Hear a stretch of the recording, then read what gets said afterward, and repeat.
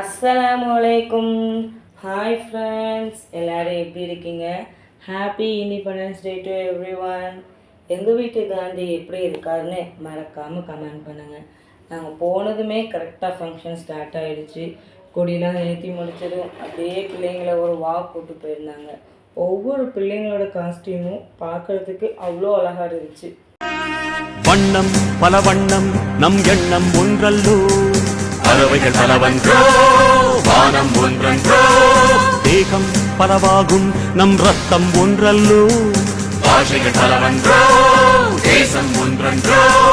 பூக்கள் கொண்டு வந்தால் இது புண்ணிய தேசமடா, வாட்கள் கொண்டு வந்தால் தலை வாங்கிடும் தேசமடா.